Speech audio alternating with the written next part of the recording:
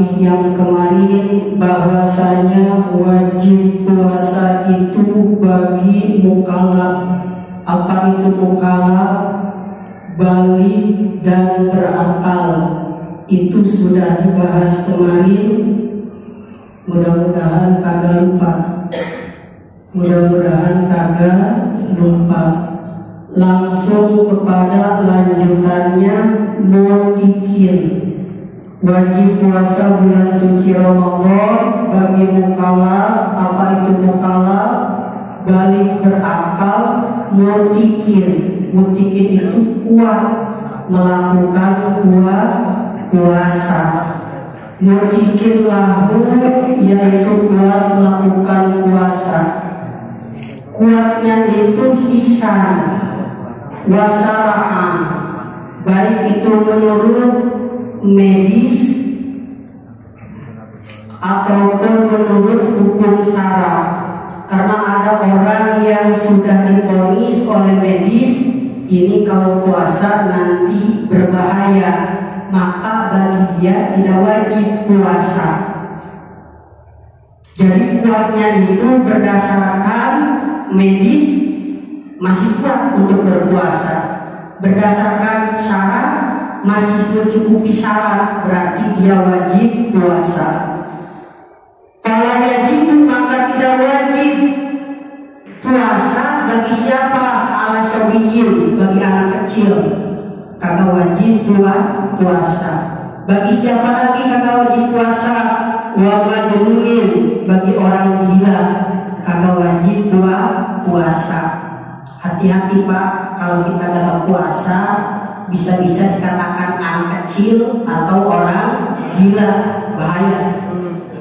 Ya, jadi tidak wajib puasa bagi anak kecil dan orang gila. Wala alaman layatibuhu, dan bagi orang yang tidak kuat untuk melakukan puasa. Seperti mana? Liki barin, seperti orang tua.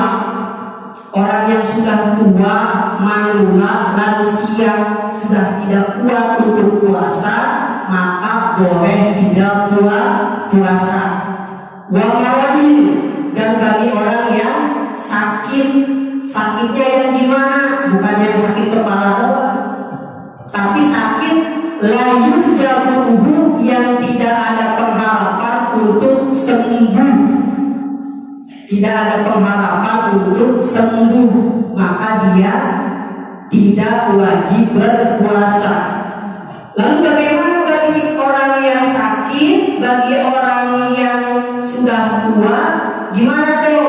Wajal jamuhu, maka wajib bagi orang tua, lansia, manula, dan bagi orang yang sakit, yang sakitnya tidak ada pengharapan untuk sembuh lagi, wajal jamuhu mundur, maka dia wajib mengeluarkan fidyah satu umur setiap harinya, likuli yaumin dikeluarkan.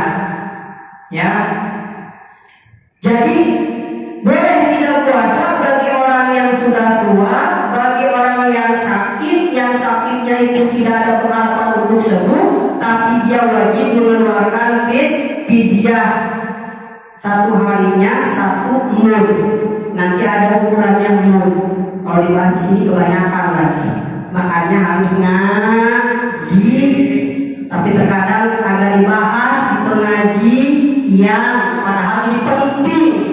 Fikih itu penting untuk mengesahkan ibadah sehari-hari kita.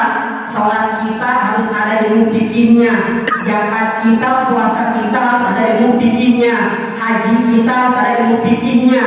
Kalau tidak tahu ilmunya, dikhawatirkan ibadah kita ditolak, tidak diterima. Makanya pentingnya ngaji.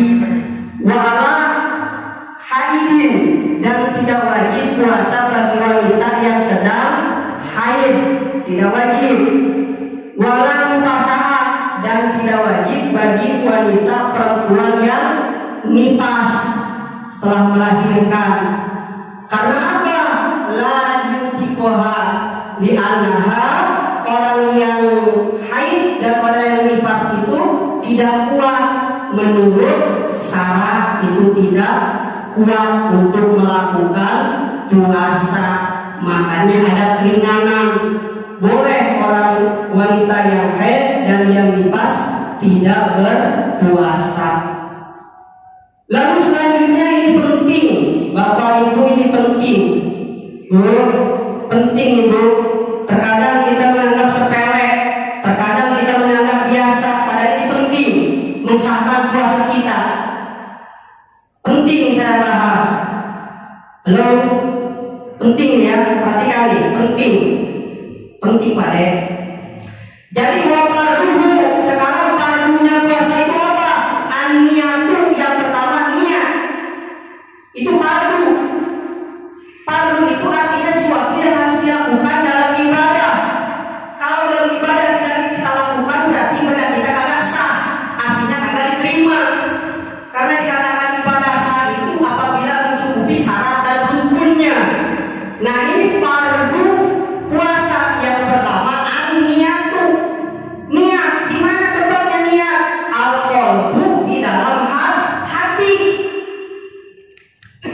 Wala yusaratu, tidak disyaratkan atau wujud diucapkan.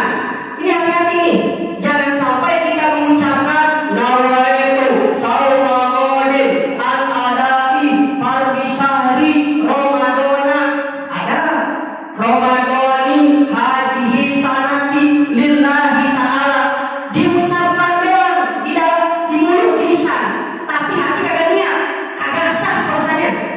Hati-hati ini. Harusnya nawaitu shauma qadim diucapkan di hati, niat saya puasa esok hari memenuhi fardu bulan Ramadan tahun ini karena Allah Ta'ala. Harus begitu ya. Karena apa? Fardu puasa itu niat, tempatnya niat itu di dalam hati, tidak disyaratkan harus diucapkan, tidak. Hati-hati nih, kalau kita cuma nawaitu shauma qadim bareng-bareng, hanya lisan doang yang ucap tapi hati kita kagak niat, kagak sah puasa kita. Hati-hati nih ya. Harusnya dibarengkan, mulut mengucapkan nawaitu, hati kita niat. Mendingan orang yang enggak nawaitu shauma qadim enggak, tapi niat di hati, udah sah niat. Karena emang tempatnya niat di dalam hati. Hati-hati nih ya, hati-hati kita. Jadi tempatnya niat itu di dalam hati, tidak disyaratkan untuk diucapkan. Wa yundabu baliyundabu atala puju balita sunnah diucapkan.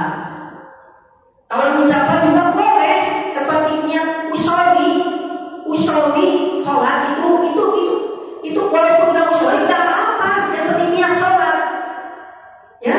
Ini terkadang kita suka ketukar, usoli aja diucapin tapi niat enggak, itu kan asal juga ya. Jadi niat diucapkan itu untuk menghantarkan hati kita supaya niat. Harusnya dipadukan antara lafaz dan hati kita, antara lisan dan hati kita, itu yang pas mah ya. Jadi jangan salah kaprah nih, hati-hati. Niat itu di dalam hati, dan niat itu tiap hari. Di mana tempatnya niat? Tabyidun bilail, di malam hari. Boleh setelah tarawih, boleh setelah makan sahur. Yang utama itu adalah menjelang makan sahur. Itu yang utama, niat itu di situ. Tiap malam harus niat. Kalau kagak pakai niat berarti nggak sah puasa kita. Karena dalam mazhab Syafi'i itu niat itu tiap malam. Adapun nanti ada mazhab Maliki yang mengatakan boleh niat awal Ramadan itu untuk 1 bulan, itu boleh. Tapi mazhab Maliki, kalau menurut mazhab Syafi'i tetap kagak bisa, harus tiap malam niat itu. Gimana kalau kita niat, kita mengikuti mazhab Maliki, pertama bulan suci Ramadan kemarin kita niat 1 bulan. Nah itu nanti kalau menurut mazhab Syafi'i bisa menambah niat puasa kita yang lupa kagak niat, tapi bukan sengaja tidak niat, begitu. Kemarin enggak. Waktu dulu pernah Haji itu. Haji pernah dulu. Niat pertama bulan suci Ramadan itu untuk 1 bulan niatnya. Tapi itu juga tidak bisanya cuma menambah apabila kita lupa, tidak niat. Jangan sengaja tidak niat. Udah ini niat 1 bulan, tidak bisa begitu. Karena dalam ajab sapi itu niat itu harus tiap malam. Udah jam 8 Pak, ya segitu aja Pak ya. Diingatkan kembali hati-hati kita di dalam ibadah, ya jangan sampai kita ini ibaratnya nanti capek gawe tapi kada kepake, ya. Banyak nanti kan ada yang nagih pahala haji, nagih pahala puasa, nagih pahala sholat di sono, tapi kada ada pahalanya. Yaitu tadi karena mungkin ibadah kita tidak sesuai dengan aturannya, tidak sesuai dengan ilmunya. Makanya pentingnya ngaji. Kalau kita mau ngaji, adapun ibadah-ibadah kita sedikit ada yang salah, kekeliruan, maka Allah akan maklumi karena kita masih mau ngaji. Demikian yang dapat sampaikan. Kurang lebihnya mohon maaf. Billahi taufiq wal hidayah. Wassalamualaikum warahmatullahi wabarakatuh.